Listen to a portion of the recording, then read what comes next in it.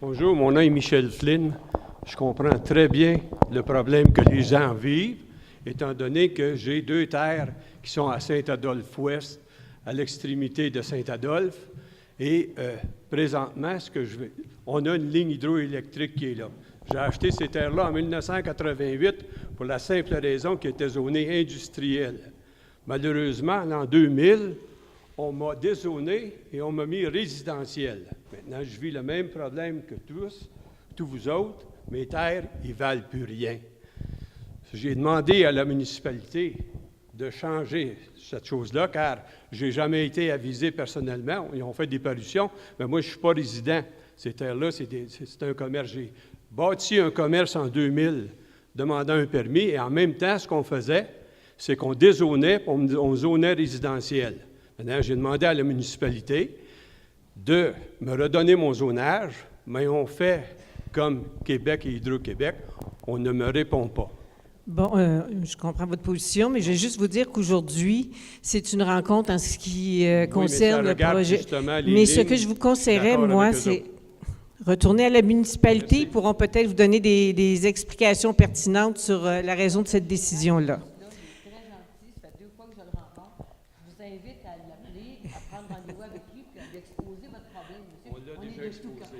Continuez, monsieur. Mais...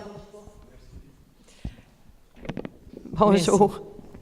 Alors, moi, j'ai écouté les nouvelles cette semaine et à ma grande stupéfaction, j'ai vu le maire de Sainte-Agathe dénoncer l'action de Saint-Adolphe en disant qu'il était pour être envahi. Si Saint-Adolphe était épargné, c'est eux autres qui étaient pour être envahis. Ma question est, le comité aviseur ou quelqu'un d'autre de Saint-Adolphe ou monsieur le préfet, vont-ils rencontrer le maire de Sainte-Agathe qui semble être le chef de la MRC des Laurentides, peut-être le préfet, ou rencontrer le préfet de la MRC des Laurentides pour justement faire une alliance, faire une union, parce que si Hydro-Québec nous ostracise et nous met de côté pour aujourd'hui, bien, ça risque de leur arriver eux autres aussi dans le futur. Mieux vaut faire comme Mme Lapointe le préconise, s'unir entre MRC plutôt que de se diviser et de s'éloigner et de faire en sorte qu'on se regarde comme chien et chat, ce qui n'est pas du tout le point là, dans ce cas-ci, là, j'imagine. Bien, je vais demander à Mme Lapointe de répondre, mais je peux vous dire que oui, il y a toujours eu de l'ouverture du côté de la municipalité de Saint-Adolphe à établir des bonnes relations avec la municipalité de Sainte-Agathe, mais je peux la laisser poursuivre. Simplement dire que M. Genet et moi, on a déjà rencontré le maire Chalifou à Sainte-Agathe. Et puis, enfin, ça avait été courtois, mais ça avait été non. Alors, là, quelle sera la meilleure chose à faire en ce moment? Je pense que, j'espère qu'aujourd'hui, en point de presse, on a fait une petite conférence de presse avant la séance, ce matin à 9 h, avec le comité aviseur et nos experts et nos avocats. Et je pense qu'on a expliqué, puis on a remis les pendules à l'heure. Parce qu'il faut bien comprendre là, que c'est Hydro qui a tenté de manipuler les gens là-bas en leur disant, écoutez, ce que Saint-Adolphe propose, c'est épouvantable pour des pauvres citoyens qui ont déjà une ligne pas loin de chez eux. Là, ça va être pire. Et ils ont pris, parce que quand on doit plonger, là, comme on dit, enfouir une ligne puis ressortir, ça prend des grosses installations. Mais tu ne mets pas ça devant une maison ou à côté d'une maison. Alors qu'un peu plus loin, c'est dans le bois, il ne se passe absolument rien, il n'y a aucune résidence. Alors, c'était un petit peu ce que Sarah Perrault a souligné plus tôt. Ça frôlait vraiment la malhonnêteté intellectuelle, là. Puis, nous, on le comprend, leur réaction, parce que ici aussi, les gens ont souffert énormément psychologiquement là, depuis 3 ans de cette épée de Damoclès au-dessus de leur tête.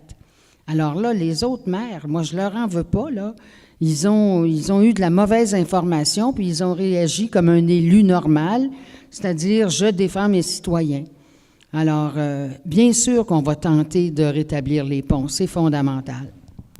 M. Genet, voulez-vous ajouter quelque chose? Oui, effectivement, on a rencontré M. Chalifou, et je comprends très bien la réaction. Là. Il ne faut pas déplacer le problème. À un moment donné, on a présenté des scénarios qui étaient sur d'autres versants de montagne. Il va y avoir un impact ailleurs. C'est pour ça qu'on dit que la meilleure chose, c'est d'essayer d'enfouir. OK? On enfouit aux États-Unis, là. Pourquoi est-ce qu'on ne pourrait pas enfouir ici aussi? À chaque fois, Hydro-Québec nous a dit que ça avait comme pas de bon sens, là.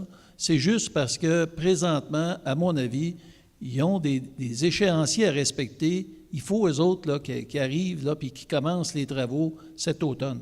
C'est ce qu'ils veulent, et ils ont toujours pensé qu'ils étaient capables de passer par-dessus Saint-Adolphe, et la stratégie, c'est d'essayer d'isoler Saint-Adolphe. Vous avez parfaitement raison, il faut s'unir, il faut s'organiser pour être capable d'avoir l'appui aussi de la MRC des Laurentides. Généralement, ça passait au niveau de la CRE, OK, où ce que les gens s'associaient, mais il faut effectivement qu'il y ait des contacts qui se fassent et qu'on se dise, tout le monde ensemble, les solutions qui sont proposées, c'est de ne pas de dévier, et l'enfouissement est, à mon avis, la meilleure des solutions, même si ça coûte bien moins cher que le zoo de Saint-Félicien. Merci, M. Genet. Je vais juste peut-être apporter une petite précision parce que je n'ai pas de micro sans fil aujourd'hui. Alors, ceux qui veulent poser des questions, je pense que la meilleure façon de fonctionner, si vous voulez juste vous mettre en ligne, puis ça ne devrait pas être un problème. Merci. Mon nom est Pierre Dubé. J'entendais tantôt M. Gertler rapporter avoir proposé une xème fois à Hydro-Québec de se rasseoir et de discuter encore une fois avec tous les acteurs de la région, j'imagine, là, pour essayer de trouver une solution. J'ai évidemment pas été surpris de voir que Hydro-Québec a fermé la porte parce qu'Hydro-Québec, c'est ça, puis c'est encore comme ça. Mais cette semaine, il y a un gros événement, à mon avis, qui vient de se dérouler. C'est la demande par la MRC des Laurentides et des municipalités qui s'y trouvent et qui sont visées par la solution Paquin, le scénario Paquin, qui se lèvent la main et veulent participer à la Régie de l'énergie, au débat qui va se faire bientôt. Et tant qu'à moi, ça, c'est un élément majeur, et il y en a été, et il faut le soulever parce que voilà un groupe qui décide de s'impliquer dans un recours. S'il le fait, c'est parce qu'il considère que ses droits sont susceptibles d'être bafoués. Et je vois là, moi, un signe important, et ma question va se diriger vers M. Genet. Est-ce qu'il n'est pas le temps, compte tenu de la situation actuelle, de rétablir le plus rapidement possible les ponts avec le préfet de voisin et de le faire de façon officielle, par résolution, et afin de aussi convoquer nos politiciens provinciaux, nos décideurs, à s'asseoir à la même table que nous, parce que je pense qu'il faut qu'on se le dise, là, on n'arrivera à rien avec Hydro-Québec. Maintenant, c'est une solution politique, peut-être judiciaire, on verra avec la Régie de l'énergie. Mais je pense que le temps est bon, puis il n'a jamais existé, cette situation n'a jamais existé, que de rétablir les ponts et de convoquer finalement une table où on va tenter de trouver une solution. Vous avez parfaitement raison, et de toute façon, je siège à assez de comités où je rencontre ces gens-là. Ça va me faire plaisir. Présentement, le préfet n'a pas la santé qui lui permet de le faire, mais il me délègue dans ce dossier-là, ce qui fait que je vais effectivement demander à rencontrer et M. Poirier, les maires concernés. Je regarde le maire de Montcalm qui était à la conférence de presse. C'est des gens que je connais très bien. Et il faut s'asseoir, puis on a assez de liens politiques, effectivement, si on prend les maires des municipalités de la MRC des Pays d'en haut et les maires de la MRC des Laurentides. On a assez de liens pour essayer de s'unir ensemble pour préserver l'ensemble des paysages, mais de l'ensemble de la MRC. J'écoutais M. Poirier qui disait vous allez, Madame Lapointe, vous allez faire face à la région, vous n'allez pas défaire la région. Effectivement, on ne veut pas défaire la région, on veut s'unir ensemble pour sauver les paysages des Laurentides au complet. Okay? C'est ce qu'on va faire. Mais effectivement, on a une réunion, nous autres, au mois de mars, là, le 8 mars de la MRC, mais avant ça même, on peut s'organiser pour rencontrer les maires et les préfets. Monsieur le maire de Sainte-Agathe et le préfet de la MRC, je me rappelle très bien, lorsqu'on a eu le verglas, il est venu nous donner un coup de main chez nous. Il est venu porter il était député à l'époque, il est venu porter de l'aide à Montfort, à Laurel, à Wentworth-Nord. Je pensais qu'il s'était trompé de compter, là, mais non, il voulait vraiment donner un coup de main. Fait que moi, je pense que M. Chalifou est capable de solidarité. Et je suis vice-président de Solidarité rurale. On s'est organisé aussi. La Solidarité rurale a appuyé la démarche de Saint-Adolphe. Il faut que ça soit effectivement unir toutes nos forces ensemble à grandeur du Québec pour préserver nos paysages ici. Bien, merci. Ben, merci, oui.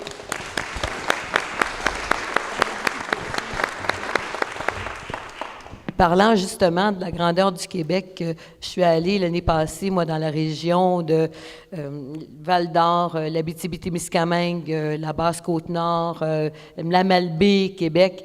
Et puis, s'il y a des beaux paysages, c'est bien à la Malbaie, c'est bien le long du fleuve, c'est bien à la Basse-Côte-Nord. Et ils sont criblés, mais alors criblés de pylônes, ça en est épouvantable. Il y a même des fils qui traversent le fleuve à une certaine hauteur. Fait que je me demande, en quelque part, s'il n'y aurait pas une crainte d'Hydro-Québec en créant un précédent ici à Saint-Adolphe, puis en faisant une solution qui est vraiment pour l'environnement, de réveiller les autres régions du Québec, puis se disent « Hey, nous autres aussi, on a des beaux paysages, puis on ne les a pas protégés. » Ça se pourrait-tu? Parce que vous parliez tantôt, Madame, de Hydro-Québec, que vous aviez mis un protocole d'entente pour protéger les paysages, mais je vous jure, moi, que quand on passe sur la route nationale, puis qu'on passe devant la Malbaie, devant le Mont-Sainte-Anne, et en allant vers la Basse-Côte-Nord, il n'y a rien qui a été protégé là, je vous le jure, moi, sincèrement, là. C'est absolument atroce, assez atroce. Alors moi, je vous répondrais sincèrement oui, ça se pourrait, mais en espérant que ils vont être capables de grandir finalement. C'est notre souhait.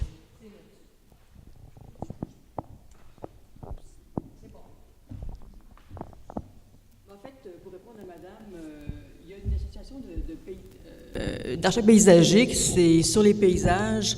Et généralement, tout le monde s'entend sur les principes. Hein. Tout le monde veut protéger ses paysages, tout le monde veut faire adopter, dans le cadre des schémas d'aménagement ou des plans d'urbanisme, des critères ou des règles de contrôle des paysages.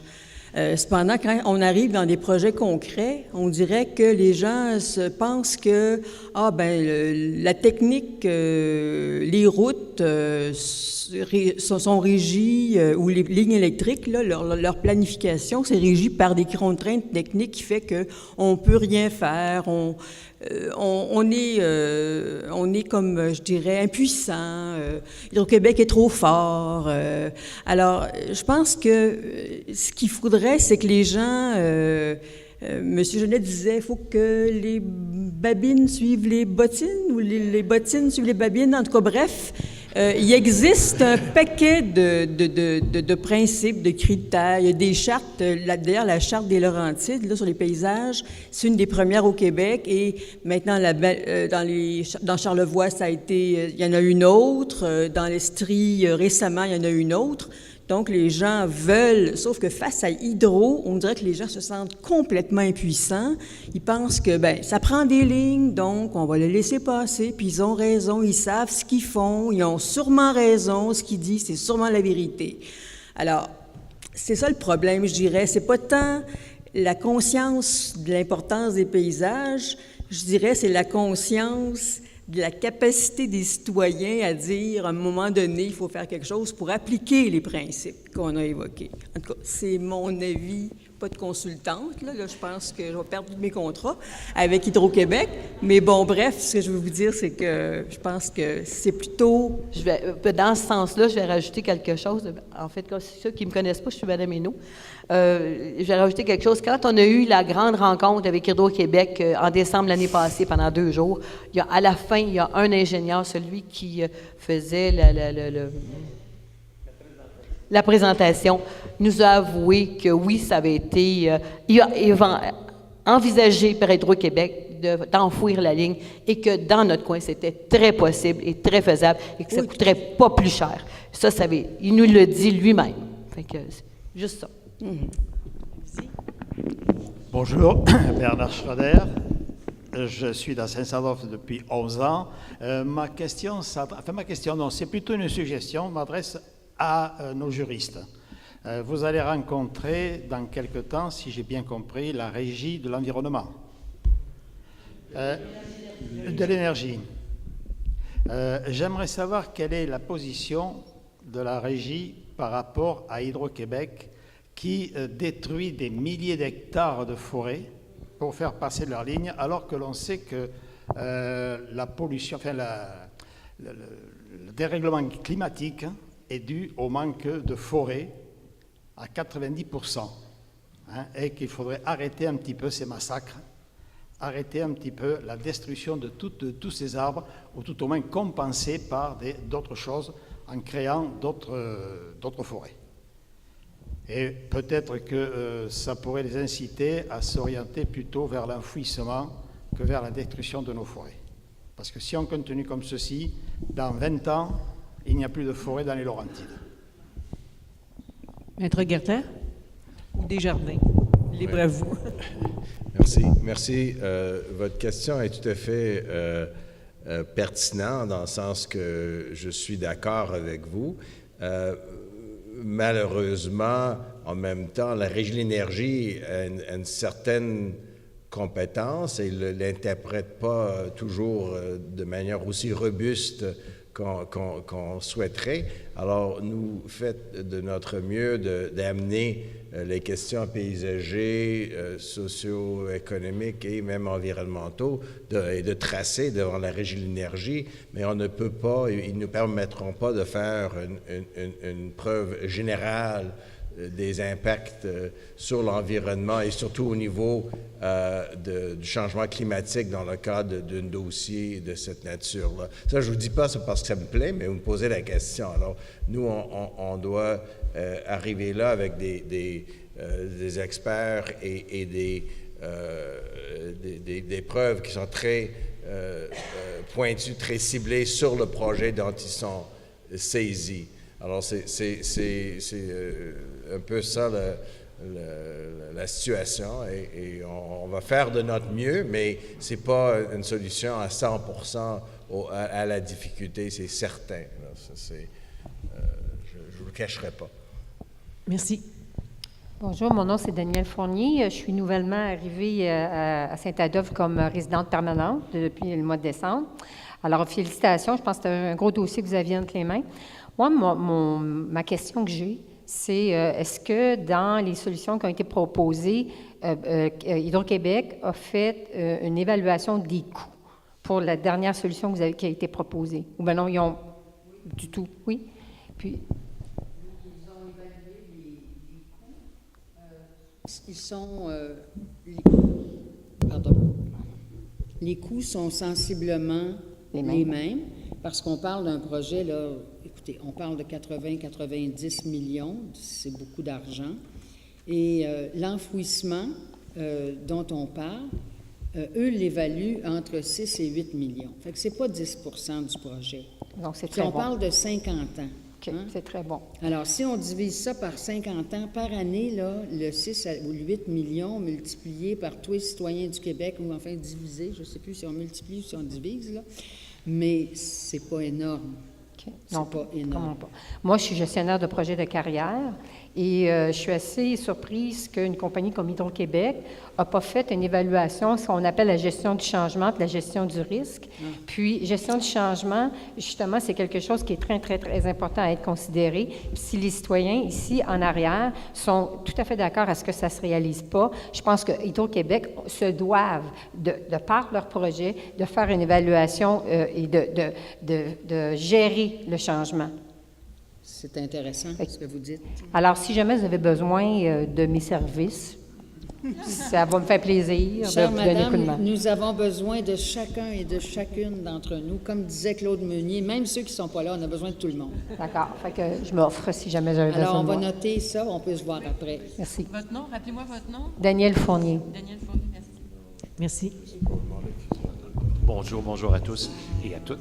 Ma question s'adresse en fait à Maître Gertler. Je veux juste être sûr de bien comprendre le processus qui est entamé.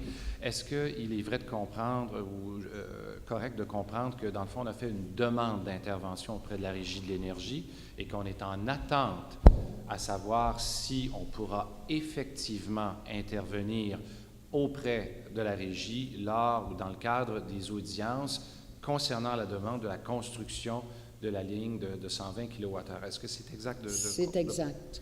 Bon. Deuxième des choses, la Régie de l'énergie a la fâcheuse habitude de rendre des décisions qui font sourciller. Quel est le plan de match qui est prévu advenant une décision négative de la Régie de l'énergie? Est-ce qu'on entend porter cette décision-là en appel devant le tribunal administratif du Québec? Et si c'est le cas, est-ce qu'un processus d'appel va faire en sorte de retarder les audiences de la Régie de l'énergie et mettre en veilleuse et donc retarder le projet d'Hydro-Québec? C'est ma question. Oui, merci. À la première partie de votre question, je voulais juste dire, c'est que le droit de commenter est acquis, je pense. La question est de savoir s'il va y avoir des audiences publiques, de présentation de nos preuves, puis la possibilité de contre-interroger et Hydro-Québec et de plaider. Par rapport je pense que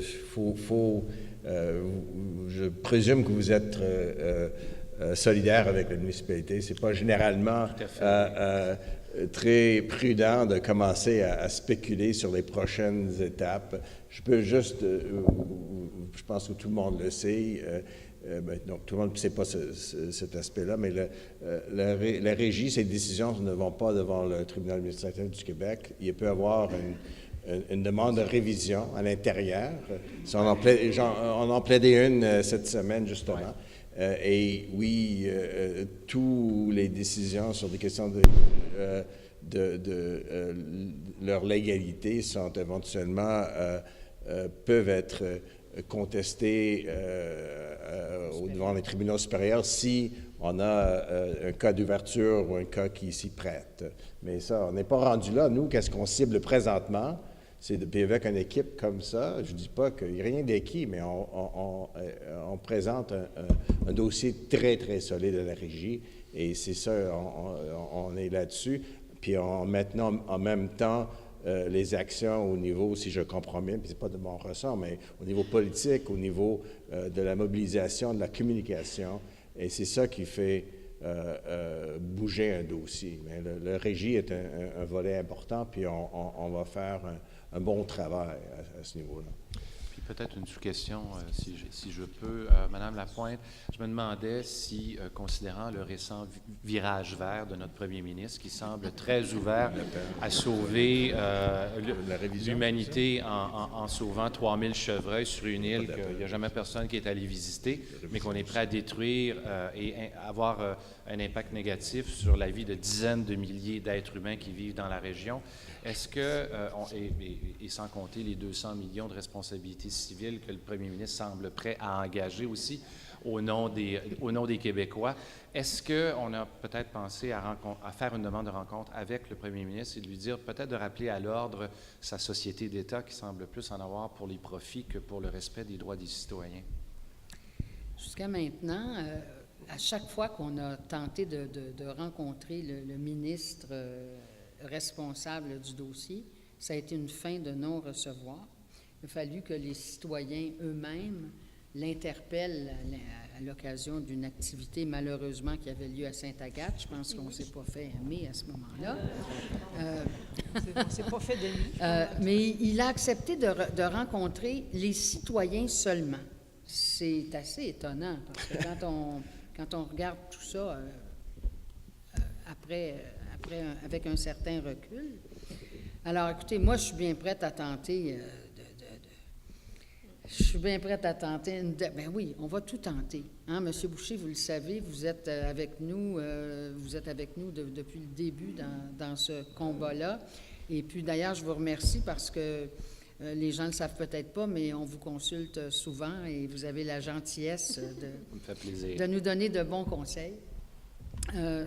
Oui, pourquoi pas? Pourquoi pas tenter, utiliser en fin de compte, tout ce qu'on... On vaut bien 3000 chevreuils. Et un zoo. Mais hier, on était... Denise Payette et moi, on est allés justement à la présentation du livre vert par M. Arcan à Montréal. 2000, ça ne me dérange pas. On vaut plus que des chevreuils, peu importe le nombre. Mais c'est ça. Donc hier, on a rencontré M. Arcan. On l'a rencontré, on l'a interpellé à la période de questions. Il y a eu 4 questions, dont 2 de nous. Donc 2 questions sur Saint-Adolphe.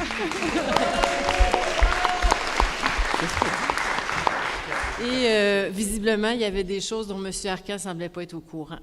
Alors, ça s'est terminé par un courriel avec la sous-ministre adjointe, Mme Asselin, et qui a pris connaissance des derniers documents. En tout cas, lâchez pas, votre cause est bonne et elle est juste. En fait, c'est notre cause, mais que vous défendez en notre nom. Et merci beaucoup au nom de tous et de toutes. J'aimerais juste rajouter une petite chose, c'est que Mme Perrault, je ne sais pas où elle trouve les heures, en tout cas, elle a un doigté très, très, très rapide sur le clavier, envoie toujours toutes les informations au bureau du ministre Arcan. Et puis hier, moi, je lui ai remis un petit feuillet l'invitant à visionner le court-métrage et il m'a promis qu'il allait le faire. Je lui ai fait répéter et je lui ai dit, il y a plusieurs témoins ici, il dit « Oui, je vous le promets ». Alors, en espérant que ce n'était pas une promesse électorale, là. Mais je pense que c'est important il faut se rendre compte d'une chose, c'est que moi, je connaissais absolument rien au milieu politique. Là. Moi, dans la vie, là, je fais des émissions pour enfants, j'écris, je fais du journalisme scientifique pour enfants et de la consultation at large au niveau scientifique. Là. Mais ce que j'ai compris, c'est que pour un ministre, accepter de rencontrer les gens, c'est reconnaître l'existence du problème. Donc, plus il retarde la rencontre, bien, plus ils retardent la reconnaissance du problème. Donc, ils ont reconnu qu'il y avait un problème au niveau des citoyens. Là, maintenant, il y a peut-être une autre étape à tenter de franchir pour qu'ils reconnaissent qu'il y a un problème à un autre niveau également. Là. Mais, bien, c'est ça, on est à minuit moins 1. Là. C'est une très bonne idée, M. Boucher. On va analyser ça. On va voir par quelle porte on peut essayer d'entrer là. C'est ça. Puis, si vous avez des portes et des poignées et des... Oui. Des poignées. Vive la quincaillerie. On est pas en tout. Oui, moi, c'est sur un mode beaucoup plus léger. À titre de citoyen et puis de propriétaire terrien ici, à chaque fois que j'ai à couper un arbre sur mon terrain, il faut que j'aille à la municipalité demander un permis. Est-ce que Hydro-Québec va être obligé de venir vous voir pour chacun des arbres qu'ils vont couper, élever un permis? On les a évalués. On a évalué qu'il y avait au-dessus de 6 millions d'arbres à couper. Ben oui. C'est combien le permis? 50 $. Ben, on est gradeux. On enfouit. On va enfouir toutes les lignes au Québec avec cet argent-là. Oui, non, mais sérieusement, ils n'ont pas à vous demander d'autorisation pour raser des forêts. Ils n'ont pas à payer de permis. Premièrement, là, écoutez, on n'est pas rendu là. Moi, je veux surtout pas. Là, en ce moment, on est en train d'essayer de les bloquer parce qu'ils veulent simplement passer sur la 329 avec des gros équipements qui vont servir à la ligne. Vous avez vu, là, c'est indiqué entre le 22 et le 25 février, là. Équipement lourd. Et puis, ils ne s'occupent pas tellement. Notre DG leur a signifié notre refus Dans le fond, on n'a rien à dire, là, je veux dire, mais ils nous ont demandé notre autorisation, alors on a dit non, que ce n'était pas sécuritaire. Cependant, ils font pas mal ce qu'ils veulent. On a réussi à la MRC la semaine dernière à empêcher une autre activité. Ils demandaient à la MRC la permission de faire des forages sur une terre intermunicipale, donc gérée par la MRC, qui serait sur le corridor en question. Imaginez-vous que c'était exactement sur le site d'Attitude Montagne, là. Tout le site d'escalade, c'est là où ils voulaient commencer à aller faire des forages exploratoires, etc. Alors, tu sais, on les attrape, là, il faut faire attention à tout, il faut tout surveiller. Alors, est-ce qu'on aura un mot à dire? Moi, peut-être, je ne sais pas si Maître Gertler ou quelqu'un sait s'ils doivent nous demander des permis pour la coupe d'arbres. Moi, à mon avis, quand ils ont l'autorisation de passer, là, ils sortent avec leur bulldozer puis ils arrivent. Hein. C'est ça qu'on veut éviter à tout prix, là. Je comprends. Merci. Est-ce qu'on a une réponse légale à donner? Bon, on vous laisse un temps de réflexion. En tout cas, pour ce qui est de la régie de l'énergie, c'est sûr que ça ne demande pas de permis à ce niveau-là. De souvenirs, puis là, je vous dis vraiment de souvenirs, il y a certaines questions de conformité, évidemment, au schéma d'aménagement, puis au règlement de la municipalité, dans le cadre de demande de testation de certificat d'autorisation au ministre de l'Environnement. Mais c'est ça, je ne pense pas, sous toute réserve, je ne pense pas que ça descend jusqu'à dans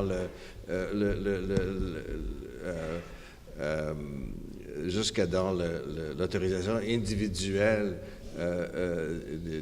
ou des permis pour le coupe d'arbres comme tel. Justement, dans le dossier de Val-Saint-François à l'époque, que j'avais fait par Hertel Descantins, il y a eu une question de déboisement par rapport à mais c'était au niveau de la ligne d'axe pour qu'ils ouvraient d'abord avec les arpenteurs, puis on a tenté d'avoir une injonction pour... c'est-à-dire, Hydro-Québec a obtenu une injonction pour empêcher les gens d'entraver le travail Et l'avocat qui l'avait plaidé, il a maintenant rendu à la Cour suprême, c'est M. Wagner. Alors, il a fait la chose qu'on lui demandait de faire, j'imagine. Mais là, j'espère que vous ne vous rendrez pas à la Cour suprême. Oui. Non, il est rendu à la Cour suprême comme juge. C'est ça. Merci beaucoup. Juste avant de passer à la dernière question, j'aimerais vous rappeler de ne pas oublier de signer la pétition. En ligne et papier, de la faire signer, de la partager et aussi d'aller aller signer pour le prix Action David Suzuki. Et en passant, si vous voulez revoir le court-métrage, je suis convaincue que c'est le cas, vous pouvez trouver le lien sur Projet Hydro et vous pourrez le visionner autant de fois que vous voulez. Oui, bonjour. Ma question s'adresse aux avocats. Je voudrais savoir, je ne connais pas vraiment les pouvoirs de la Régie de l'énergie.